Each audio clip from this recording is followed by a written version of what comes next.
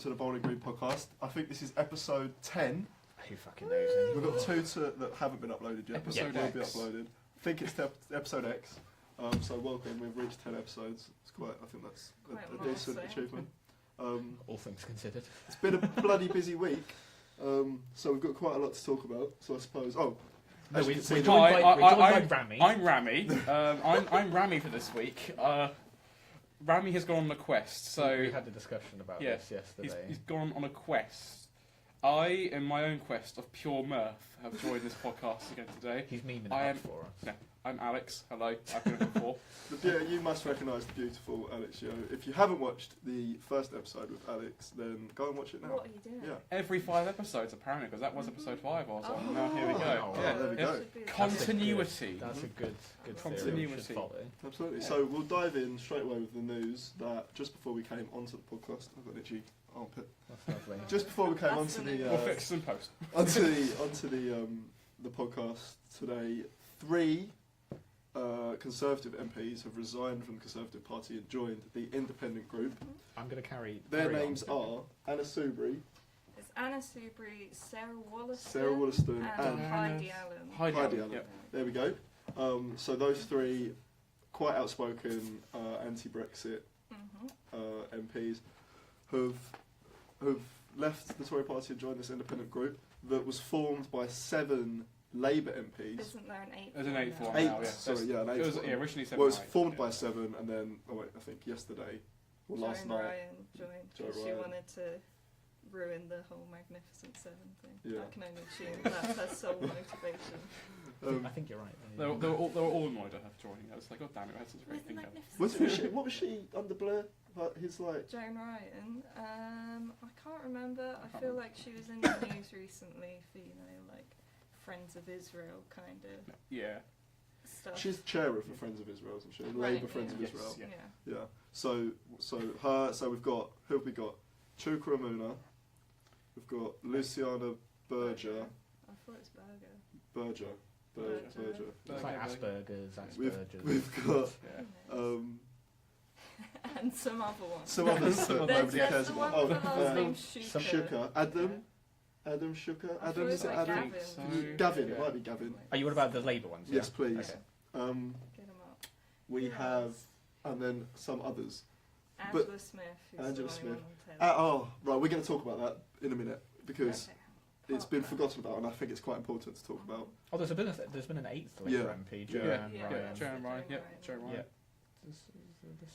So it's pretty crazy. It's crazy. It's the one thing that definitely surprised me with it, apart from the whole shock of like, oh, they're actually forming an independent group. They're actually doing I it. was surprised that the Conservatives today joined. I wasn't. I wasn't I knew- expecting that for a I wasn't. while. Yeah. It's a bit of a shock revelation. Yeah. So I was. I'm Really? not Well, surprised. I Yeah. knew that people like Anna Soubry had mentioned sort of Yeah. intentions to do so before, but for it to be Yeah. so swift. But I mean, was the quite intentions, impressive. I think, are different, aren't they? Because the intentions for the Labour MPs for leaving was a lot to do with the To- anti-Semitism Yeah. rather than the The reasons same for the... intentions, I think, but Yeah. on opposite sides of the spectrum. So Labour's obviously moved to the left. Opposite and side of the spectrum. If they So were leaving left for and right. anti-Semitism, Tory Or MPs were maybe- leaving too much acceptance. No. Labour's shifted to the left, and I think there's an argument to be made that this shift to the left has been accompanied with a rise in anti-Semitic sentiment within the party, or at least it being voiced. Mhm. The Tories and Anna Soubry, everyone, are leaving the Conservative Party because of the perceived shift to the right, which I think we can all agree has happened. Yeah. So yeah, it's the I think centrist party. maybe the reasons Can that we they've just rename it cited. centrist chads? Centrist Chads. Centrist chads. The Yeah. centrist Chad party. The reasons that they've given for leaving are maybe different, but I think, as you say, like the goals are the same. Is that they're pretty disillusioned with their parties. They're pissed off that they have to toe the party line on issues that they don't agree with, being Brexit and that kind of thing. Voting in ways that they want to. The 3 ex-Tory MPs today said that they no longer have to vote like sheep, which is quite a damning Wow. indictment Yeah. of the Yeah, other pretty strong. Tory MPs that are sort of toeing the party line. Well, that and Um, of the party in general, that they're Yeah. being made to do Being something herded. not Yeah. necessarily that they agree with, which is just a bad... But there's a lack of consensus. Yeah. Yeah, And my initial thoughts were quite positive, and from what they were saying, I watched the full press conference, and I was quite excited by it all. I thought that this was good, that they were going to attempt to step away from the sort of two-party politics that we've got at the moment, step away from being at each other's throats constantly and trying to work towards, one of their values is to work towards evidence-based solutions to the problems that the country is facing. That's exactly what I want. Yeah. But as the days have gone by and as more talk is arising that they want to form a new party, my worry is that this is going to turn into like the neoliberal party, and some of that working towards evidence-based policy solutions is going to go out the window, and they're just going to become another party that has their own ideological position. And it's more that working towards parliamentary reform and pushing for a new kind of politics, whatever that may mean, that I was quite excited about. So I don't want them to lose that, and that's why I've become a bit sceptical about it. No, I think that's reasonable. There's no reason to believe otherwise. They're politicians. Exactly. Yeah. Like, they're going to be doing something for their own self-interest And eventually, they're which is obviously sceptical, but a very cynical view. But I think you always have to have that, at least in the back of your mind when you're thinking about these things. So. They're always going to start out with the best of intentions as Yeah. well. So And I got completely swept under by the Corbyn wave, so I don't So want you're to scared- like you don't want just that to happen take a back again. step and just restrain myself from getting too excited. Oh yeah, I think my main concern with it is I'm just worried it's going to turn to basically just the new Lib Dems. I mean, true, they've got more members in what 3 days than the Lib Dems managed in 2 years. So in Parliament that is. But my main worry is that they're going to speak all with like sort of stuff. Like, when the Lib Dems got into government in the coalition, I think it was like, oh wow, it's going to be actual change. We actually could have a good government here. And then the famous song with Nick Clegg got released. The song, I'm sorry, I'm so sorry. Do you not remember? Oh no, I don't remember this. Yeah, He didn't write himself, obviously. Okay, but we'll his link whole that speech, then. He wasn't out the back of number 10 with an acoustic guitar. Yeah, he wasn't out there. Apologising. He was, but that's my main worry. I feel like it's going to be a lot of hope for people to say, oh well, this will actually be like steering back to the centre again. A cross-party thing, across party government, bipartisanship, yay. But I feel like this is going to get left under the rug because I think there is a question of how much they can achieve whilst we're still in a two-party first past post system. I also think the fact that politics is becoming a lot more polarised, that's the vein.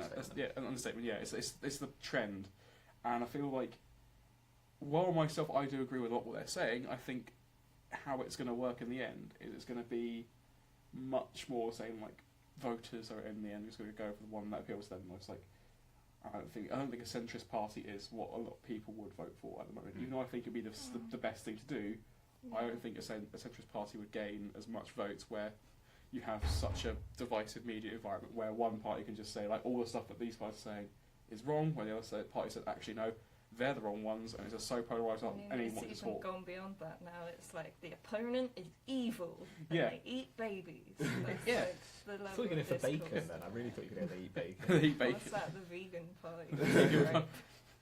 Right.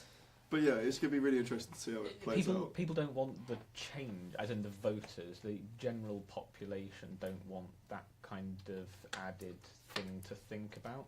They know Conservatives, they know Labour. Yeah, I guess That's so. who they're going to vote They've for. both changed so much in the last couple of years. They have, but it's been a slow, relatively slow for politics change. Whereas a brand new party, they'll get votes, and they'll get votes from reasonable people and maybe extremist people and people. Extremists. As in extremists for England. Like I don't mean like completely radical right wing or completely radical left wing, whatever. But they'll get people who are like complete zealots over it, saying that they're going to be like the new messiahs and going to change everything. And obviously that's not going to be the case either.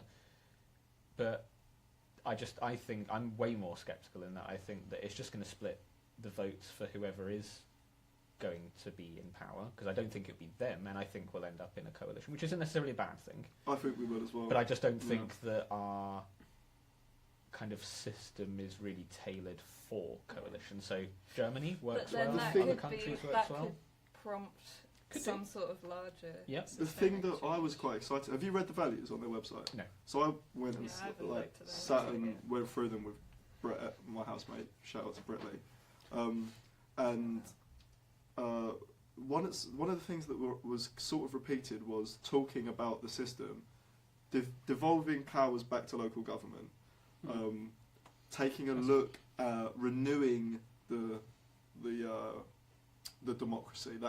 This kind of talk that kind of sounded a bit like parliamentary reform, but wasn't openly talking about it. But I think introducing that conversation is so important. We've spoken about it before, and I think a party that was interested in having the debate about parliamentary reform, it would be crucial, because I would be for more coalitions. Yeah, no, I think it works well. Yeah.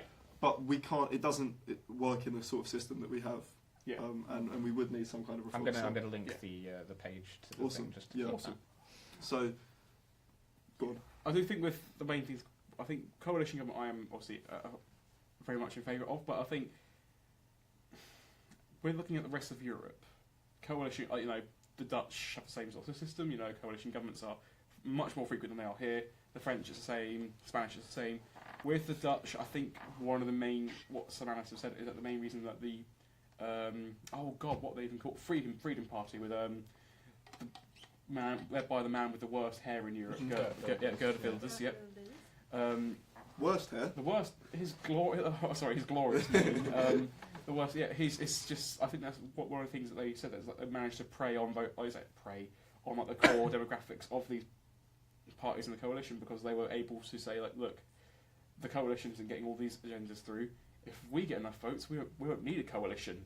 Like it's like fanciful in how these parties how their system actually works, but it's still appealing. And I think the coalition we had and its failure with the Lib Dems, I think that's almost certainly a reason, paradoxically, how the Tories were able to do so well in 2015. They just said, look, the Lib Dems have been holding us back. If you vote Lib Dem, you're not voting for good governments, even though there were, But the Lib Dems really fucked up the coalition. I think, you can argue that the Tories are bad, arguments for that and whatever, but the Lib Dems were the ones who, whether or not genuinely, were the fall guys for that coalition. It's the fact that they reneged.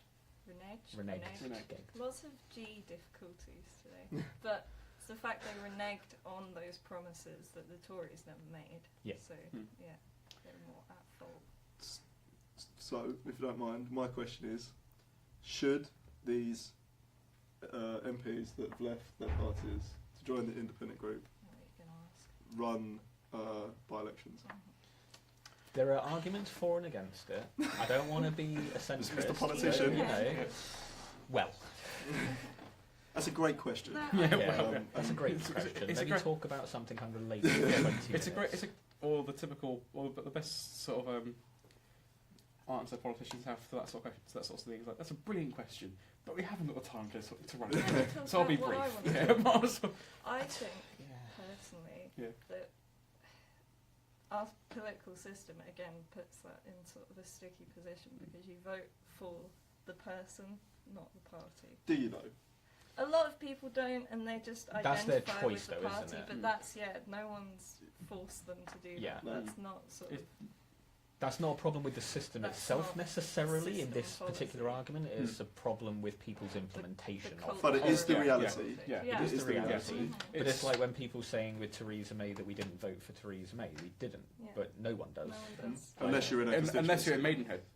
But obviously it wasn't. That wasn't the case, and that wasn't the argument. It was that they didn't vote for her as Prime Minister. But you don't vote for the Prime Minister.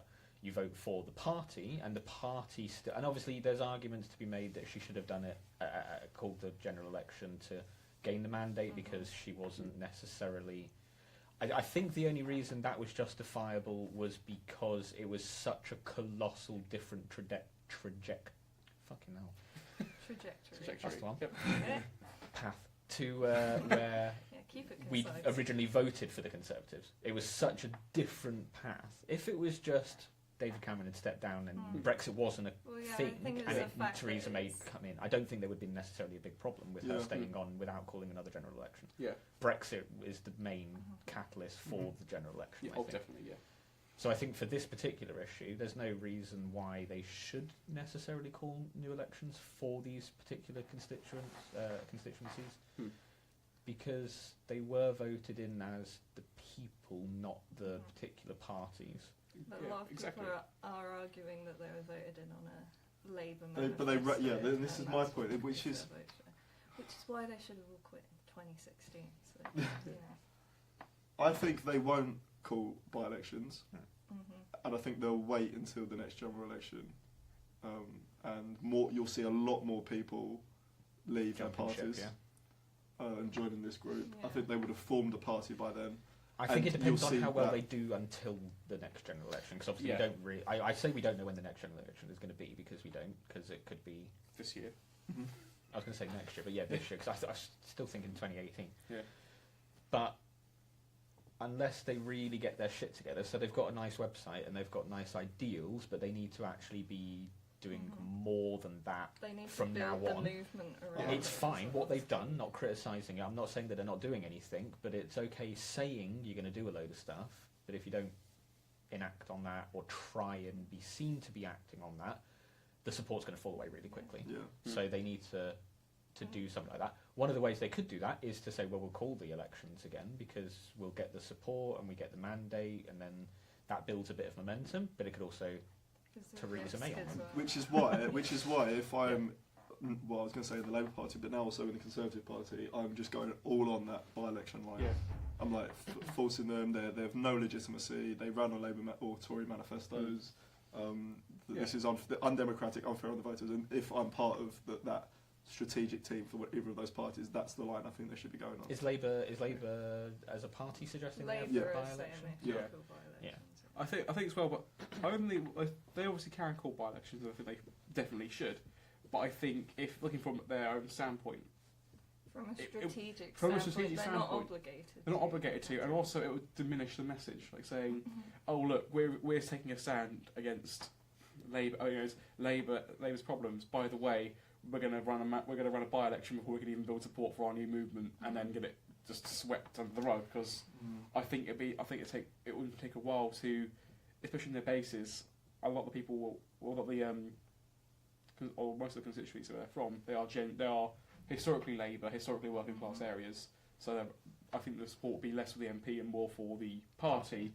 So I think, looking at their standpoint, if they are going to call by-elections, it won't be for at least like a month. They'll have to wait. I think they're going to wait until. Yeah, I agree. Yeah. I agree. Just going to wait until build up some Yeah. sort of support and then work from there. If they can build up a portfolio of stuff that they're doing, like if they maybe form some sort of working committee groups and Absolutely. think tanks and whatever and do stuff, then that I think can cascade and it would get the support that they need to win the elections. But until then, I don't think they're going to call them. Yeah, And I think but it'd be bad if they did. Have they got any concrete policy positions yet? 'Cause I haven't. They I haven't, and what's been really annoying me is that for some reason, that's what people who are agitators for Labour, the biggest one being good old Owen Jones, who I despise with a passion Does and anyone really fire. like him? I Really? no, Smarmy little Yeah. twat, Yeah. is I've it? heard his Yeah, books he is. are quite good. The establishment is very The good. establishment is good. Chapter's good. Out of context, I'm going to crop that. Just you guys The know, the establishment is very good. Yeah, okay. No, That's the today's out of context quote is God save yeah, the God Queen. save the Queen. But I despise him with the power of 1,000 suns. And he's been saying his main criticism is saying, "Oh look, they're traitors, and they haven't even got any policies out." And it's like they literally Left They- a yeah, few days. they left 3 days ago in tears. Yeah. And your main criticism is they haven't had the opportunity to make policies And yet. they're They've been- traitors. yeah. That's the not traitor exactly rhetoric's like. always Well, the traitor great. rhetoric is great because that's exactly, I think, what they're kind of saying is a bad thing about the current system. yeah. That if you don't toe the party line, you're a traitor. Let's not There forget ha- yeah. Corbyn voted against the Labour whip like how many times Yeah. while he was a backbencher? Yeah. But they should Yeah, welcome that. Well, I think it's really sort of not hypocritical, cynical, whatever, the fact that they simultaneously, and this is like Labour momentum sort of activists, simultaneously told people to get out of the party if they weren't happy with it, And when they and did, then calling them traitors. Yeah. It's like, pick a side. Thought this was what you wanted. the thing is, as I said before the podcast, I wouldn't call myself. I'd say I'm like it was for a while Blairite, but I think more broadly as New Labour. You know, as I said before, Blair, I think some of his policies were good. There was one very big policy, however, which I very much disagree with. I wonder what that could be. But the main Education. yeah, education, yeah. And also, the whole. By the way, Saddam has WMDs. Let's go steal that oil. But with that, I think Blairites in the comments. No. Fuck you. Yeah. Fuck you, Alex. Yeah, Saddam did have WMDs. My bad. But the thing I would say is a bit of a why I'm not supportive of the Corbyn movement. One of the main reasons is that it's called they called themselves New Labour for a reason. Old Labour wasn't winning elections. Old Labour was just there's a reason. Ken Livingstone is Old Labour, and he's an anti-Semite. Blair didn't come in and just be like, I really feel like changing everything just for the hell of it. It's like, no, because we haven't been in government for what was it, 2 decades? 2 decades. Yes, to need to do some reforming. The problem is that I believe that the policies are popular. The policies that this Labour Party had in their last manifesto, there were some changes that I'd make and there's some things that I didn't like, but the majority of the policies I think are popular. I think they're election-winning policies. The problem isn't that. The problem is how unelectable the leader and the frontbench are. There's so many people that... But also, just because they're promising loads of good things doesn't mean they're actually going to do them. And that's the same with any party. No, I know, but I'm just saying I wouldn't necessarily just go by how popular their policies were, because they're not going to get half of them. Yeah, but to win elections you have to have good policies. Well, but the good policy is implementable, isn't it? So it's not necessarily. I think the main... That's part of a good policy is how able to implement it you are, because if you promise loads of stuff that isn't implementable, then it's not good policy. Well, no, but I mean implementable in the sense that it's actually passable, like through Parliament and government. With a majority. Yeah, but that's the thing. If you think it's a good thing, that doesn't mean everyone else is going to think it, and then it might not necessarily go through just because they ideologically disagree with it. And then obviously, is it really good?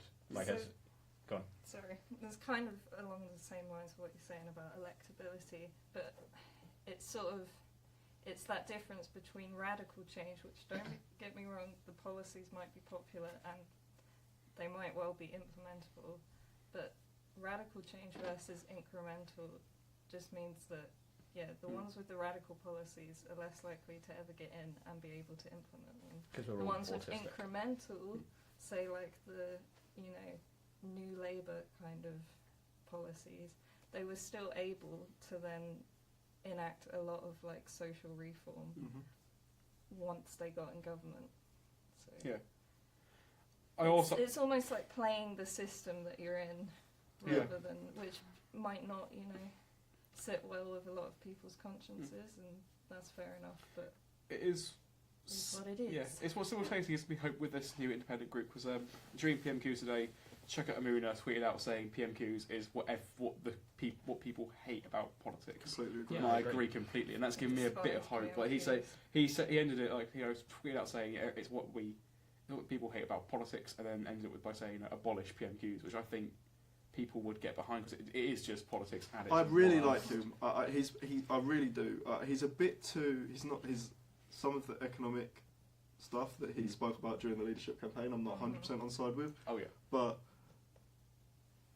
as a guy and as a leader, I think that he's got some really interesting, actually progressive ideas, and I think that he's somebody that I'd definitely be able to get behind. But this is the whole thing about opening up debate and talking about how we can change and make our political system more effective, and that's what I love about. I mean, they've only just started, but so far it seems to be that they're wanting to open this dialogue, which is what I've been after for years. I think the cross-party element really helps, because it just completely contrasts with the whole Labour going from being a broad church to like, if you don't like it, get out. And obviously the Tories and their... If they get some more defectors from other parties, I think that'll just really help. I think if they got some Lib Dems, if they got some... chuckle at the Lib Dems influence on Lib British Dem politics. surge coming in the next election, calling it right now, any day. But no, if they get that kind of multi-party support, then I think that'll be beneficial. I think even just more from the main two will. I think we'll definitely see Definitely more of a trickle into the group over the next few days. I think there might be a few more MPs who start defecting. Yeah, because it was supposed to be like 30 odd of Labour ones were going in, and then it ended up just being that first 7. Well, I still think there's some that. Did you see Tom Watson's statement? No. What did he say? I saw Jess Phillips. Jesus Christ, it was amazing. What It did was say? just. It's exactly what Jeremy Corbyn should have said. He was just talking about how sad he was, how this is a really bad indictment on the Labour Party, how the Labour Party needs to look at himself, completely understand why this has happened. The Labour Party need to start reforming some of their ideas and really like going hard at some of these issues. It was just fantastic to listen to. And after they had the press conference, the independent group press conference, there were 3 Labour MPs on the panel on Sky News, and every single one of them said, "I'm going to have to take a long, hard look at my position in the Labour Party after that." That's definitely. Fuck me! It was like I thought one of them was going to resign live on the Just news. on the spot. That's just how it works. Done, I'm done. That's how Bye, it works. guys. It's, Well, what did Corbyn actually say? I want to say about time, because like they've been putting out platitudes like that for years Since now, Corbyn, literal years now. Since Corbyn came to power, Yeah. like, we'll But leave. I can't we'll leave. knock any action. No. Any action's good. Corbyn's response was that he was sad that they'd taken the decision to leave, but that they should stand in by-elections because they ran Labour manifestos, essentially. Faux tears. Yeah. He's really, almost though. like He's probably buzzing that they're What's, out. what's the word? There's a phrase. Crocodile tears. Crocodile tears. Yeah, Yeah. he's probably really happy. But I think going back to what I said, at the same time, it's a threat that it's going to completely split the vote, Yeah. split the and party. that's what annoys me with people saying, "Oh, they're traitors." Oh, Take you know, it they're more New Labour. seriously. It's like, it's ideology. It's ideological puritanism with like, with like political parties work. Is fair enough. But big churches, big tents work. That's what gets you elected. Focusing on some specific issues and some ideologies, that's great. Yeah, UKIP. That is the prime I only example. have one. However morally pure you might be behaving, it's not going to It's not going to get you not elected. gonna be effective. Especially with ideology. It's not going to get you elected. It's going to just. Alienate people. Yeah. And I think that where they go forward now is really important because whilst they want to start a political party, part of me is kind of disappointed with that because whilst I think they have to, in a way, because they want to get elected, I also just like the idea of promoting running as an independent. Unaffiliated, I just love that idea, and whilst I just want to break this the party system, especially the two-party system. So that we have. if they didn't form an independent party, Could they? I'm probably going to ask a similar question to you. And independents win a majority of what happens? It's just a fat coalition. Yeah. A coalition of individuals. Jesus. Yeah. Would that be a good thing? But this is Probably why not. the system doesn't work. The thing is, our system sort of provides for that, given that you vote by constituency. I'm just I mean, wondering who it would becomes be prime minister. It would be an admin nightmare. But It would be. But this is why we need a change of fucking system. There's a area near me, and in the local elections, there's a party called, I think they're called like Swanscombe and something People's Alliance or something like that.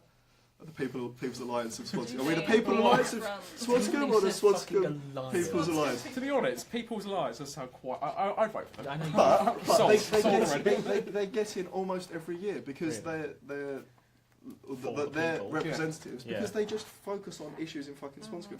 That's why the Yorkshire Party exists as well. They're a thing. Yorkshire, they're still getting votes. They got more votes than the bloody BNP, which is amazing. I love that. People are more interested about a Yorkshire nationalist party than the BNP. I mean, these are good, but like on a bigger scale, I don't know how good that's going to be. Like if all the different areas had loads of mini nationalists.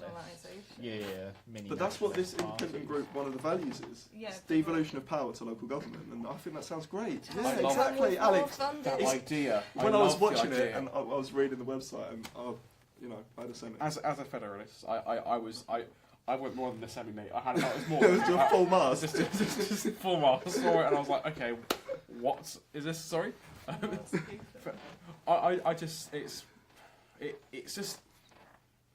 It's becoming more and more clear that Brexit obviously is its own political crisis. That's its own thing. But it feels like even after it's finished, the crisis is just growing into more things.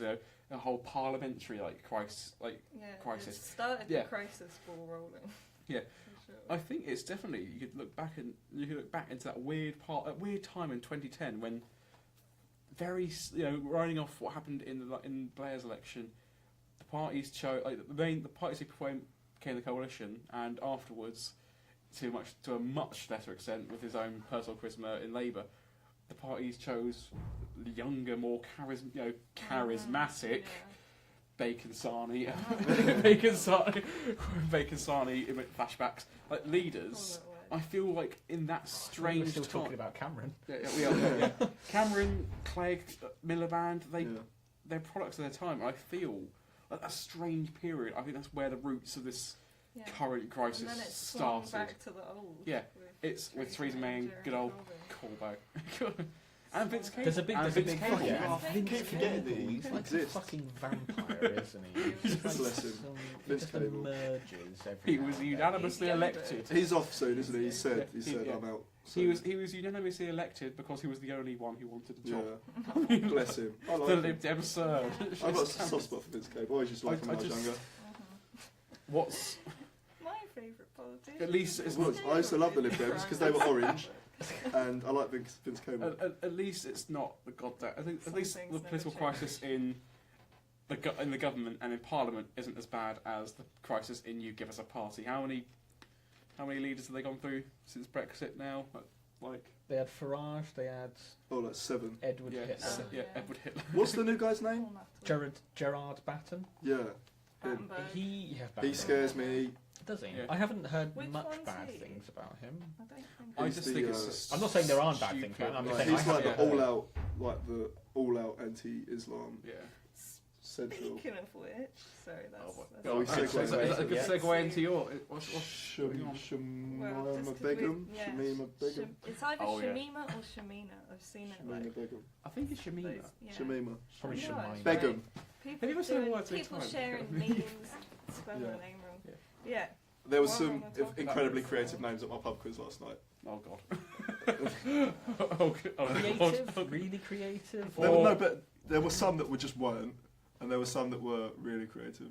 So he's reading out all of these, sort of jokey names, and then one of the teams is just called Willy Bum Bum. So he's reading out all these names. It's Based really on the funny. hit Really song. Yeah. Really bad. Oh, Shamima Begum. So she's given birth, hasn't she? Yeah, she has. give a I don't resume know if of there's much to actually talk about with this. We were Yeah. talking about it a little bit before, and Yeah. so she. Go on. Ex-ISIS member or ISIS bride. She went out to Syria when she was 15 with 2 other girls. I think one suspected dead, another one they don't know what's happened to her. She went out there, married a Dutch foreign ISIS fighter. ISIS have been really getting their asses kicked in the last couple of years, so they're in the last stronghold, Baghouz. or Baghouz. something? Baghouz. And she's see ya, I'm gonna dip to this refugee camp, many of which are probably in there as a result of ISIS policies. And yeah, she wants to come back. She was heavily pregnant. She's had the baby now. It's just, I think the thing that's made it such a story is her lack of remorse and her sort of confidence that people should feel sympathy for her.